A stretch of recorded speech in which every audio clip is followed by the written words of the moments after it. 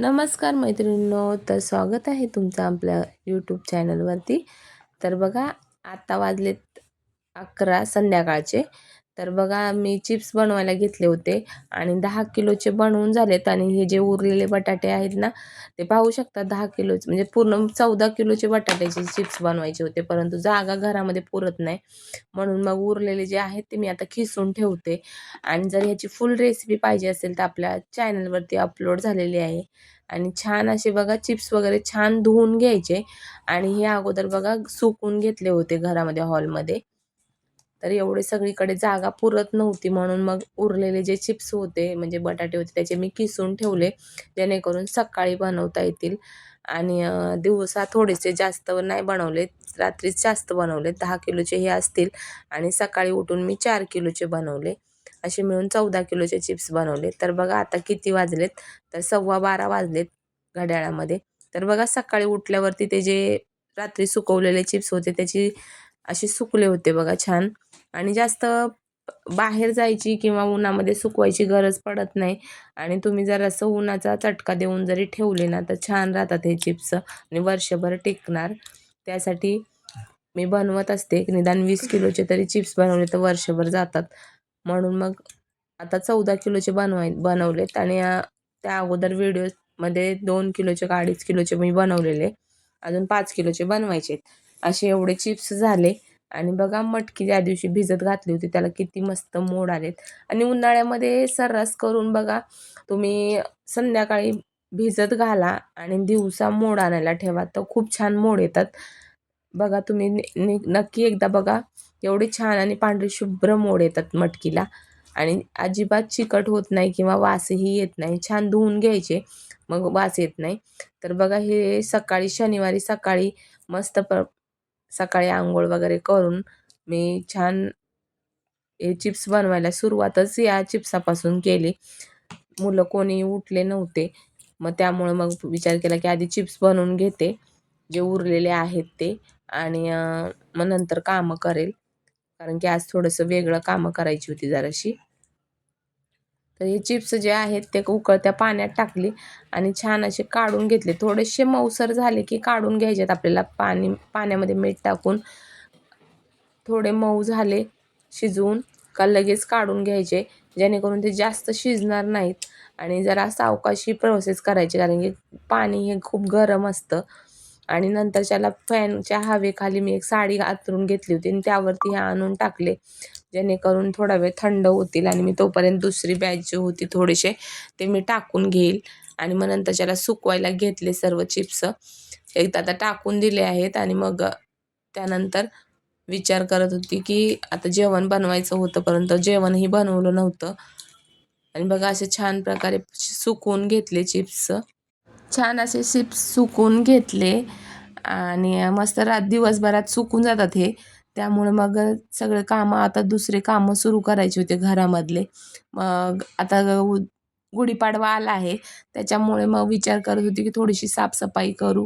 कारण की उन्हाळा असल्यामुळे की काय माहिती, एकदम रोडवरती घर आहे, रोडवरतीच पडतं रोड. आणि विंडोमधून एवढी धूळ येते ना, तर एकदम माती माती अशी घरामध्ये वाटते. त्याच्यामुळे मग, आणि हे कसं मॉड्युलर किचन असेल तर भांडे वगैरे सगळं आतमध्ये राहतं. आणि हे आपलं रॅक असल्यामुळे रॅकवरती धूळ माती बसतेच थोडीशी का होईना, दररोज जरी करत राहिलं तर. त्यामुळे मग थोडंसं स्वच्छता करायचा विचार केला. आणि मग त्यामुळे सकाळी लवकर आपले चिप्स बनवून घेतले. आणि मग हा मला मदत करत होता. करतात मुलं थोड्या थोड्या कामामध्ये मदत, मग मुलं नाही तर कोण करणार आपल्यासाठी. आणि मग ह्याने रॅक रिकामं केलं. आणि पिऊचं इकडं नाश्ता बनवायला बोलत होती की मी बनवते म्हणून, मग तिचं इकडं ब्रेड सँडविच बनवायला चालू होतं. आता पिऊने काय नाश्त्याला बनवलं, इकडे चिप्स फुल झाले बघा. आता मी गुढीपाडव्यासाठी थोडेसे भांडे वगैरे घासून घेते, थोडीशी स्वच्छता करायची विचार करते. मस्त खाते.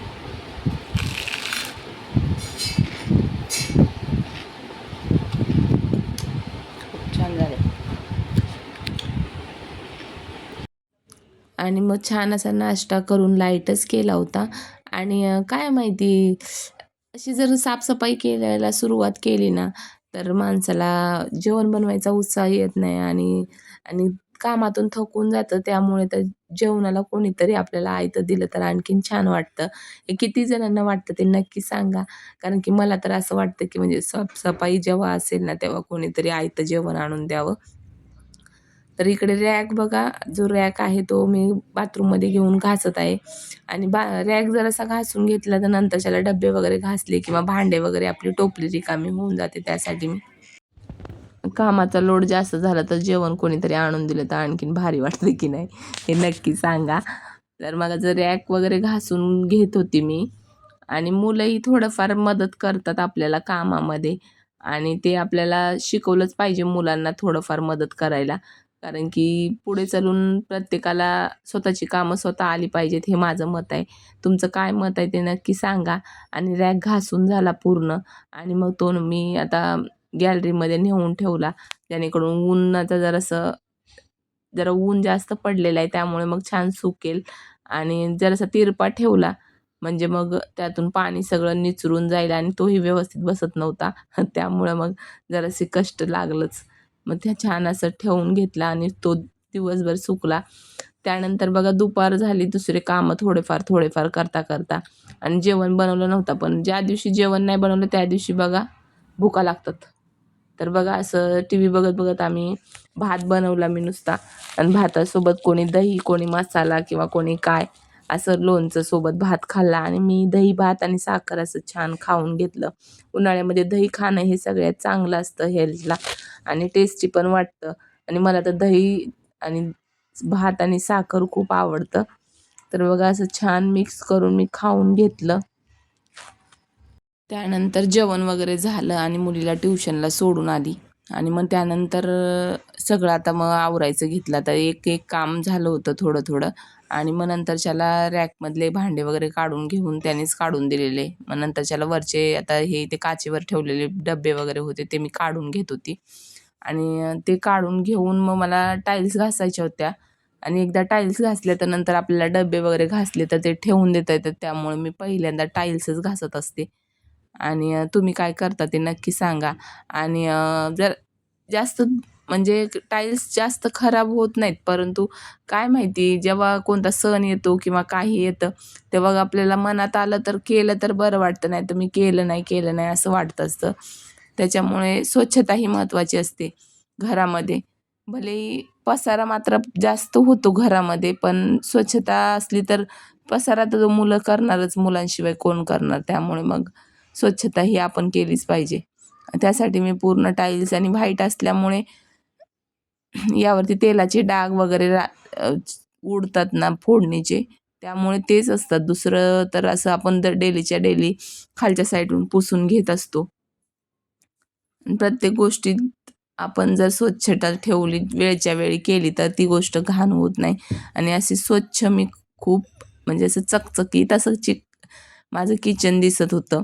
असं मस्त असं वाटतं ना, जेव्हा किचन जेव्हा साफ करतो आणि जेव्हा टाईल्स वगैरे धुवून काढतो ना, एकदम चम्मक येते या किचनला आणि मला खूपच आवडतं माझं किचन. तर अशी सगळी कामं करून झाली. पसारा सगळीकडे पडलेला होता. तर व्हिडिओ आवडला तर लाईक करा, शेअर करा आणि सबस्क्राईब करा.